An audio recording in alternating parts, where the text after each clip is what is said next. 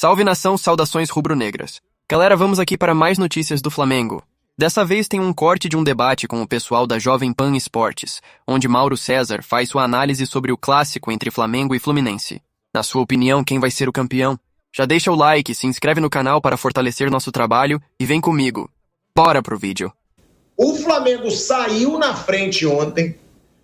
Um jogo até equilibrado, né, Mauro? Porque o Flamengo que criou algumas chances, além dos gols, e não converteu, como o chute do Arrascaeta, que o Fábio fez uma linda defesa, mas o Fábio aceitou o gol do Wesley, né? Dava para pegar aquele gol do Wesley. O Fluminense perdeu um gol inacreditável com o Arias, que para mim joga muita bola. Para mim é o melhor jogador do Fluminense, perdeu um gol inacreditável. Achou esse gol no fim do jogo, né, Mauro? Que deixa o Fluminense vivo para o segundo confronto. Agora, foi um jogo equilibrado e foi um jogo que teve provocação, né? O Luiz Araújo mostrando taça. Por sinal, isso virou moda agora, né? Mostrar tatuagem de taça. Mas taça o Mano Menezes tem bastante. É bom deixar isso claro. Ele tá agora no Fluminense, mas ele mesmo disse, eu tenho 3 Copas do Brasil. Ele me mostrou a taça de uma. Teve provocação, teve briga. Mas final. o Mano Menezes, ele é técnico há quanto tempo? Há uns 20 anos. Ah, não tem ideia, Mauro. Sim, ele foi vice-campeão da Libertadores 2007, já estava no 15 de Campo Bom em 2004, né? Em 2005 teve a Batalha dos Aflitos. Isso, ele tá aí há mais de 20 anos. Quer dizer, quando o Luiz Araújo era bebê ou criancinha, estava andando de velocípede, sabe? O Mano já era técnico, então não dá para comparar, né? Aliás, é ridículo o Mano Menezes discutindo com o jogador à beira do campo, né? Até porque o relato ali é de que o Luiz Araújo comemorou o gol ali perto do banco. O banco do Fluminense está ali, daquele lado, quando o Flamengo atacava. Ele joga na ponta esquerda ontem. Ele certamente está perto do banco. Não sei se ele foi até o banco para comemorar olhando para os caras ou já estava passando por ali. Não pode comemorar o gol. Quer dizer, o Mano Menezes deveria se dar mais ao respeito, né? Ficar batendo boca com o jogador adversário. Esse negócio meio patético. Isso é outra coisa também do futebol sul-americano que é bizarro, né? Você não vê imagina o Ancelotti batendo boca com o Julian Álvares ontem no jogo da Champions. Pô, não dá. É um negócio bem ridículo, né? Um cara de 60 e poucos anos ali discutindo com o jogador adversário. Se preocupa com o time dele. Aí depois o outro lá, o menino lá, o Freitas lá saiu, lá valentão, foi expulso depois, quer dizer, um desfalque para outro jogo. Muita gente acha até que ele fez isso, a forçar a expulsão do Luiz Araújo, que foi até bem frio ali no negócio, ele não reagiu. Porque o Luiz Araújo teria mostrado a taça, porque ele falou, ganhou o quê? Ele mostrou, ganhei a Copa do Brasil. Eu tenho 3. Daí, porra, tem 3. Aliás, tem 3, tem um vice da Libertadores também, tem, né? Tem alguns títulos aí, o Mano Menezes, que até não fez um mau trabalho ontem não, o time dele jogou bem. Mas acho meio ridículo ele ficar discutindo na beira do campo ali com o jogador adversário, discute com o torcedor, mas aí quando o Fluminense faz gol, sempre tem isso, né? Ele manda coraçãozinho pro torcedor, quer dizer, preocupar mais com o jogo, pô. Até ele tá fazendo um trabalho, acho que bem razoável no Fluminense, e ontem o Fluminense fez um bom jogo. Dominou boa parte do primeiro tempo, o Flamengo teve dificuldades, merecia até ter empatado, eu acho, mas aí o Arias perdeu aquele gol bizarro, né? Mas jogou uma boa partida, reagiu bem o Fluminense. O Fluminense entrou para se defender, e o Flamengo vai pressionar, mas aí o gol cedo muda o roteiro do jogo, e aí o Fluminense consegue ter o controle da partida. Só que a defesa do Flamengo tem jogadores muito bons. Então o Fluminense não conseguiu criar muitas situações de gol, muito em função do bom trabalho desse jogador, especialmente o Léo Ortiz. Teve uma jogada ontem de linha de fundo, inclusive, do Arias, que ele vai cruzar, o Cano estava com o dedo no gatilho ali, o Léo Ortiz se antecipou, botou para escanteio, até deu uma bronca geral, no próprio Luiz Araújo, que não acompanhou o Arias até o final como deveria, para travar aquele cruzamento, né? Mas o Fluminense fez um bom jogo no primeiro tempo, no segundo tempo o Flamengo melhorou, teve o controle, boa parte do segundo tempo, no final uma pressão, o Fluminense fez o gol, houve um erro ali, acho que até do Gerson, que chega atrasado na cobertura ali para acompanhar o Fuentes, ele domina a bola e cruza com muita liberdade na cabeça do Keno. Eu acho que o empate nem seria injusto, não. O Flamengo talvez tenha merecido vencer, talvez, porque foi mais eficiente, mas contou com muita sorte. A falha do Fábio e o gol do Juninho, a bola desviou ali também. Um erro de saída de bola, né, do Inácio, né, que eu não sei porque chamam de Ignácio. Para mim, aquele G é um G mudo, é Inácio. Mas enfim, o Inácio erra na saída de bola, o Flamengo pressiona, né, a saída de bola, e aí sai o gol, ela bateu nele ainda, desviou do goleiro Fábio, né? Que, aliás, a jogada dessa defesaça do Fábio antes, né, é uma jogada muito legal do Flamengo. Jogada arriscada, como sempre, da famosa saidinha, como se diz, né? Mas com a participação do Rossi, o Flamengo sai da pressão do Fluminense, Aí é acionado na direita ali o Gerson, e aí tem a finalização do Arrascaeta, uma grande defesa do Fábio, porque a bola desvia ainda. Mas o início da jogada é bem interessante, muito a cara aí do time do Felipe Luiz. Mas foi um jogo bem equilibrado, com o domínio do Fluminense uma parte, do Flamengo outra parte. O 2-0 até um placar exagerado, eu acho, pelo que foi o jogo. Está totalmente aberto, o Fluminense tem condições de conseguir um resultado, o Fluminense se supera nesses jogos. O Fluminense cresce muito contra o Flamengo, que é uma outra mobilização, né? Ontem a torcida do Fluminense foi num bom número, o público foi fraco, né? Nem 40 mil pessoas, mas a torcida do Fluminense estava até maior no setor sul em relação ao setor norte. Tem questão de ingresso, de preço também, que muda, quem é sócio e tal, mas foi um bom jogo, foi um Fla-Flu legal. Domingo deve ter um público maior, né? E está aí aberto, o Fluminense tem a possibilidade, sim, porque é um time que consegue competir bastante com o Flamengo. Só tem um detalhe aí que tem que ser frisado, que o retrospecto agora mais recente, ele é pró-Flamengo, né? Com o jogo de ontem, 10 últimos jogos, 5 vitórias do Flamengo, 4 empates e uma só vitória do Fluminense. Aquela por 2-0 do passado, já com o Mano Menezes. Ontem era 50-50, Mauro? Sim. Não, de público, é. Não, assim, a diferença é que... Achei vazio o estádio, não sei se vazio. Caro o ingresso. O que eu vi, assim, o ingresso para o torcedor do Flamengo é mais caro, porque para o sócio do Fluminense, que era o mandante, tem desconto. Sim. Alguns pagam menos, não pagam, não sei muito bem exatamente como é. Então, tinha pouca torcida do Flamengo em relação a outros jogos. Aí domingo manda do Flamengo, aí já inverte isso aí. E tem uma informação também, tá? Que eu escutei ontem, né? Lá na transmissão da partida. Choveu muito, Raí, no Rio. O metrô chegou a parar. Chegou a ter uma parada no metrô. E a gente sabe que muita gente vai para os jogos no Maracanã de metrô. Pode ser uma justificativa, porque eu também achei o público muito abaixo. Né? Muito abaixo do esperado, principalmente a torcida do Flamengo, que costuma encher quase todos os jogos, principalmente de brasileiro, né? Quando tem muito sócio-torcedor, como disse o Mauro. Mas teve essa situação da chuva. Falaram que choveu muito no Rio de Janeiro e o metrô saiu do ar lá e realmente pode ter prejudicado um pouco. Agora, tem que falar, se torna repetitivo, mas que se dane. A cada partida que aumenta a invencibilidade do Felipe Luiz, o trabalho desse cara tem que ser valorizado. Já são 23 jogos sem perder. 23 jogos sem perder do Felipe Luiz. É o treinador do futebol brasileiro que tem a maior invencibilidade. E detalhe, num começo de trabalho. É o primeiro trabalho do cara num time profissional. O cara era jogador até menos de 2 anos atrás, ou 2 anos atrás. Aí assumiu o Sub-17, assumiu o Sub-20. No profissional já chega fazendo esse time jogar o que está jogando. Perdeu jogadores de peso. Tem desfalques pra caramba, como vários outros treinadores tinham, e não fica dando desculpa em coletiva, porque tem desfalque ou não tem desfalque. Olha o ataque dele. Ele tá sem Cebolinha, ele tá sem Bruno Henrique, ele tá sem Pedro e ele tá sem Michael. Ele tá sem...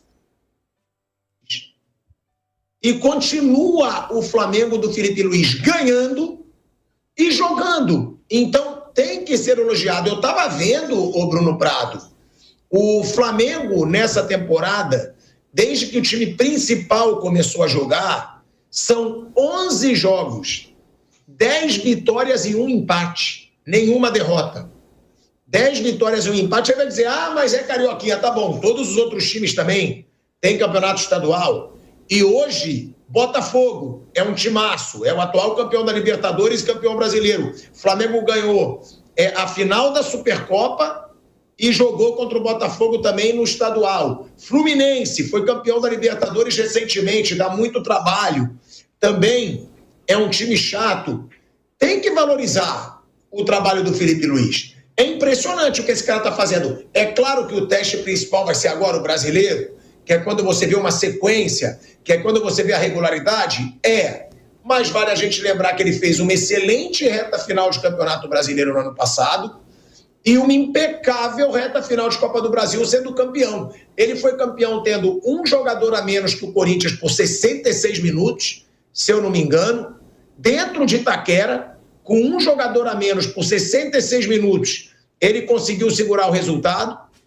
E sem botar o time todo para trás, porque ele não tirou os atacantes quando teve o jogador expulso, Ele ganhou os 2 jogos do Atlético Mineiro, atropelou o Atlético Mineiro na final da Copa do Brasil. Cara, não tem como não fazer muitos elogios a esse trabalho do Felipe, né, Bruno? E depois eu quero escutar o Mauro e o Raí também. O trabalho dele é muito bom até agora. O time joga bem a maioria dos jogos, o time consegue render, se adaptar. Ele está conseguindo, agora nessa reta final, está repetindo mais os jogadores, mas ele conseguiu dosar, coisa que você tem que fazer nesse início de ano. E acho que o maior desafio dele vai ser não exatamente a dificuldade dos próximos campeonatos, que o Flamengo está preparado para disputar. O Flamengo, já há um bom tempo, ele entra nesses campeonatos, Brasileiro, Libertadores e Copa do Brasil, como um candidato. Na Copa do Brasil ele chegou nas últimas finais, nas últimas 3, Libertadores nas últimas ficou devendo. No Brasileiro não ganha desde 2020, é um desafio. Mas ainda assim, mesmo não levando o Brasileiro como deveria levar, quase sempre está entre os 3 primeiros. Então, se levar mais a sério, vai brigar pelo título, naturalmente. E para mim o maior desafio não é esse. O time está pronto para disputar. É saber dosar o calendário, saber escolher prioridades. E aí não está na mão dele entender que você pode perder, que você vai perder. Que você vai ter jogos que não vão ser bons. Você vai ter, no Brasileiro, ele tem um adversário que para mim é do mesmo nível que o time dele, que é o Palmeiras. E pode aparecer algum outro, ainda não sei quem seria esse terceiro elemento aí, mas pode aparecer, principalmente alguém que não for tão longe em Copas. Esse fator, do jeito que é o calendário brasileiro, é muito importante. Se esse terceiro elemento se aparecer, com certeza não será alguém que estará disputando as finais da Copa do Brasil e da Libertadores. É alguém que vai cair cedo em pelo menos uma das Copas e tem um bom time. Mas o Flamengo e o Palmeiras, eles naturalmente são candidatos, como são quase todo ano. E às vezes aparece alguém que briga e até ganha, como foi o Botafogo ano passado. Então, acho que o maior desafio vai ser, no momento que as coisas afunilarem, saber dosar, saber escolher. Por que o time está bem, que ele tem capacidade de levar o time bem, de brigar por título? Isso está bem claro. O trabalho dele é muito bom. É uma situação que o Felipe Luiz conseguiu colocar um estilo de jogo para esse Flamengo, tendo muitos desfalques, né? Mesmo com o Bruno Henrique fora, e o Bruno Henrique estava sendo protagonista, o Flamengo consegue vencer esse primeiro jogo contra o Fluminense, mas é o que o Mauro disse, né, o Raí? Está muito em aberto. É um confronto muito equilibrado. O Flamengo venceu por 2-1, mas o Fluminense também vem dando trabalho para esse Flamengo. E, diante do Fluminense, o Flamengo atingiu o seu 12º jogo de invencibilidade, né? Que eu falei 11, era 11 ontem. Já são 12. Foram 10... Não, são 11. Foram 10 vitórias e 1 empate. Com o resultado, vale a gente dizer, não tem vantagem. O Flamengo pode empatar no confronto de volta contra o Fluminense para conquistar o título. Agora, ao todo, são 23 partidas do Flamengo sem perder com o Felipe Luiz, né? O Felipe Luiz tem 26 jogos, 19 vitórias, 6 empates e só uma derrota. Vale lembrar que essa derrota foi para o Fluminense no Campeonato Brasileiro do ano passado. São 40 gols marcados e 14 gols sofridos.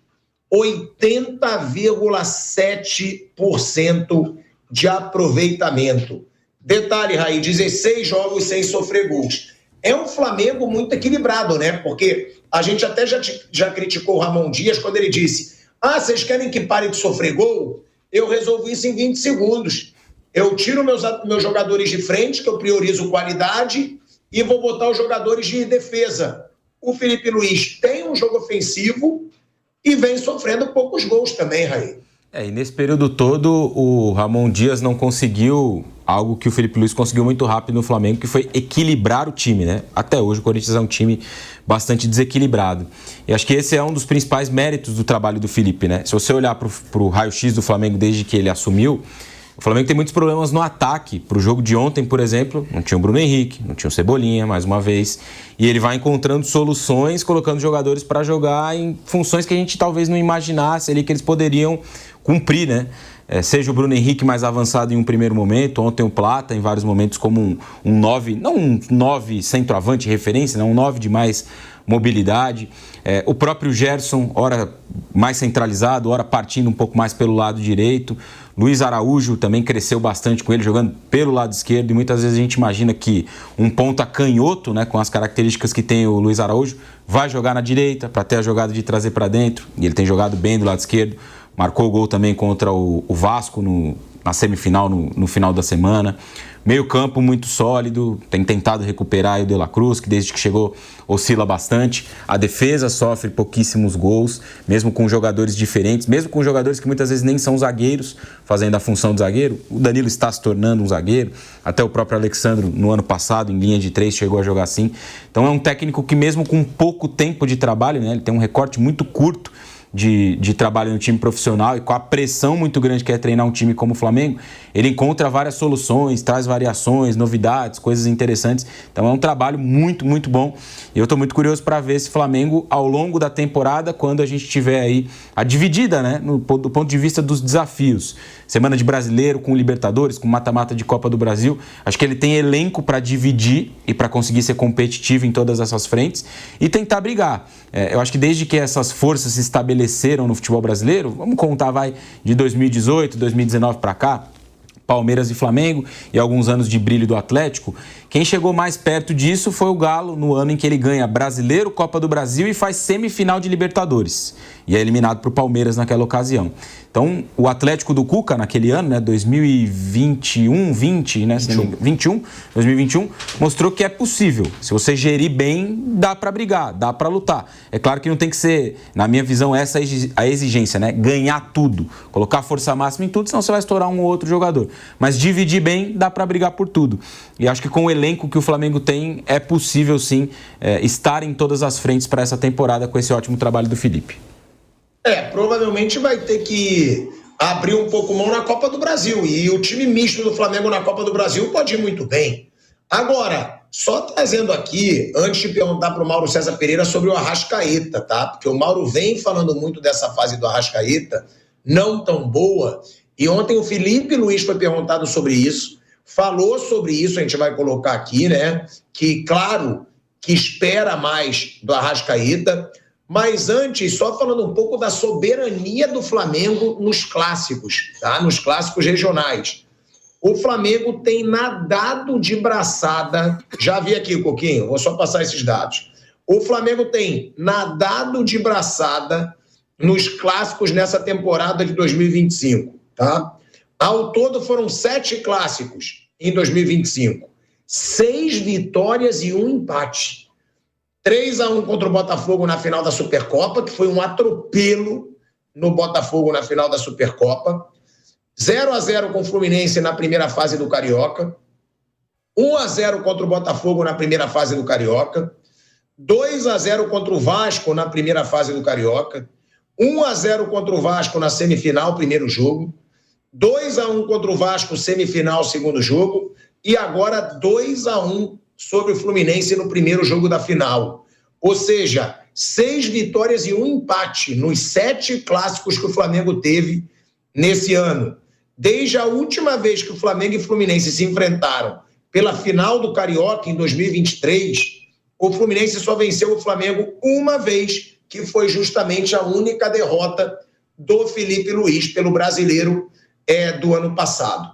E Mauro César Pereira, o Felipe Luiz foi perguntado sobre o Arrascaeta, tá? Sobre esse momento, o Arrascaeta não vem se destacando, não vem sendo decisivo. E ele ressaltou que o Arrascaeta voltou de lesão recentemente e que é claro que todos esperam mais do meia uruguaio. Vamos ouvir aí o que disse o Felipe Luiz. O Arrascaeta voltou de uma lesão grave do joelho, operou, teve nas férias, ficou praticamente todas as férias tratando e voltou, perdeu uma parte da pré-temporada, voltou com controle de minutos, de minutagem. No começo tentamos segurar ele o máximo possível, até mesmo do jogo da final, por exemplo, só jogou 30 minutos ou 25 da final da Supercopa, e conforme o joelho dele foi se adaptando e foi melhorando, eu consegui dar um pouco mais de minutos para ele, porque o Arrasca é um jogador que, ao meu modo de ver, primeiro como companheiro dele, agora como treinador dele, é um jogador que cresce conforme vai somando minutos, né? Porque eu sei o que ele pode render. Esses números que são 2 gols e 2 assistências, eu sei que podem melhorar.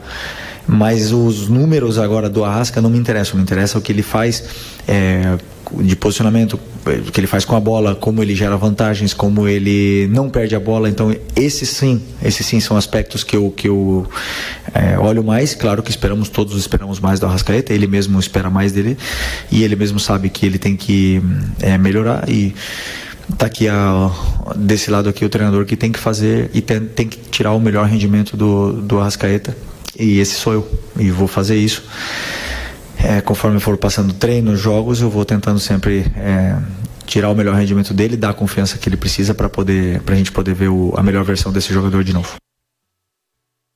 Olha aí, é o Felipe Luiz falando, deixando claro que não está vendo a melhor versão desse jogador, porque ele fala para a gente poder ver a melhor versão desse jogador de novo.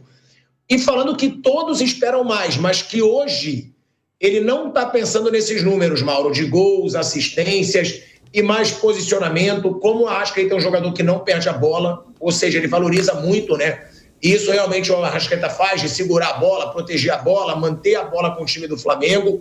Claro que ele não vai só atacar o jogador, mas ele já deixou claro que sabe que o Arrascaeta pode render mais. Você concorda que o Arrascaeta tem que ter mais tempo, mais minutagem? Porque o que disse o Felipe Luiz é isso. A gente voltou para a rádio, né? De volta à Rádio Jovem Pan, depois aí dessa declaração do Felipe Luiz sobre o Arrascaeta. A gente está voltando para a rádio agora, na verdade, tá? De volta em 2 segundinhos a Rádio Jovem Pan para eu passar a palavra para o Mauro. De volta à Rádio Jovem Pan, agora na rádio e no YouTube. Mauro César Pereira, Felipe Luiz deixou claro que todos esperam mais do Arrascaeta, não é a melhor fase dele, mas que ele está botando o Arrascaeta para jogar, porque desde quando ele jogava com o Arrascaeta ele percebia que o Arrascaeta cresce quando ele vai tendo tempo de jogo e ganhando minutagem. Concorda com o pensamento do Felipe Luiz? E outra, já é um bom tempo, né? Que o Arrascaeta não vive seu auge, Mauro. Já deve estar aí para 2 anos. Cebolinha, Michael, Pedro, Bruno Henrique, né? Todo mundo fora. Se todos estivessem à disposição na ponta dos cascos, será que o Arrascaeta seria escalado? Talvez não, talvez ficasse no banco. Ele até já falou isso numa outra coletiva, né? Que foi à casa dele conversar com ele e tal, sobre o rendimento. Eu achei até que ontem não foi nem a pior atuação da Arrascaeta, não. Teve piores do que a de ontem. Acho que ontem até ele teve uma participação melhor do que em partidas recentes. Mas segue abaixo, né? Segue abaixo daquilo que precisa produzir. A cirurgia foi no ano passado, já estamos em março, já passou um tempo razoável, ele tem uma minutagem alta em relação aos companheiros. Aliás, nem a minutagem é mais alta, mas ele tem mais participações em jogos, né? Sem a maior minutagem, porque ele não joga, dificilmente joga os 90 minutos, mas está sempre em campo. Então, acho que já está chegando o momento que ele precisa começar a apresentar mais, né? Jogar um futebol compatível com um jogador da sua qualidade. Mas acho que ontem até não foi o pior jogo dele, não. Teve jogos inferiores a esse. Mas é isso, ele está sem vários jogadores, não vai tirar o Arrascaeta numa situação dessa. Agora, se ele tivesse todo mundo à disposição, aí já não sei. Talvez ele pudesse mudar aí o sistema, o Gerson jogar por dentro, utilizar 2 pontas e o Pedro no comando do ataque, né? Ele poderia mudar. Ele poderia ter o meio campo com Pulga, De La Cruz e Gerson, um ataque com Cebolinha, Luiz Araújo e Pedro, ou Michael, né? Ou Bruno Henrique. Bruno Henrique de um lado, Cebolinha do outro, como já jogaram algumas vezes, e Pedro, ou Luiz Araújo, ou Cebolinha, e, enfim. Ele tem 4 jogadores para jogar pelo lado, né? Luiz Araújo, quando todo mundo tiver ok. Luiz Araújo, Cebolinha, Bruno Henrique, pode ser centroavante, pode ser jogador pelo lado do campo, pela esquerda, e Michael. Se ele tem esses 4 e o Pedro à disposição, ele pode montar um time com esses 2, com 2 pontas, o Pedro no comando do ataque, e o meio campo com, por exemplo, Pulgar, De La Cruz e Gerson. O Gerson está jogando pela direita, ele pode jogar por dentro, ele pode mudar, ele vai ter opções, à medida que as coisas forem, né, melhorando com relação ao departamento médico. Mas hoje, sem esses jogadores todos, é normal que ele não vai nem pensar em tirar o Arrascaeta. Eu acho que o Arrascaeta corre risco de perder posição, se não melhorar, quando esses jogadores forem voltando. Aí ele corre o risco de perder a posição, sim. Com toda certeza, que ele precisa apresentar mais. Agora, a cirurgia foi no ano passado, já deu tempo razoável, né, dele começar a apresentar mais futebol. E não parece ser uma questão meramente física, é técnica, né? A fase técnica dele está abaixo daquilo que ele pode e deve apresentar. Domingo vai ter mais uma chance de jogar mais. Tem que jogar mais. O jogador como ele tem que jogar mais. Ainda mais com o empresário dele querendo renovar contrato quase 22 meses antes do final do atual compromisso. Para isso, ele tem que jogar. Jogar muita bola, né? Para que pareça, olha, o cara está comendo a bola, não quer renovar antes, não. Jogando o que ele está jogando não faz o menor sentido, como eu já falei aqui, tem informação. O Flamengo nem pensa em renovar o contrato dele antecipadamente. Está fora de cogitação nesse momento, pelo menos.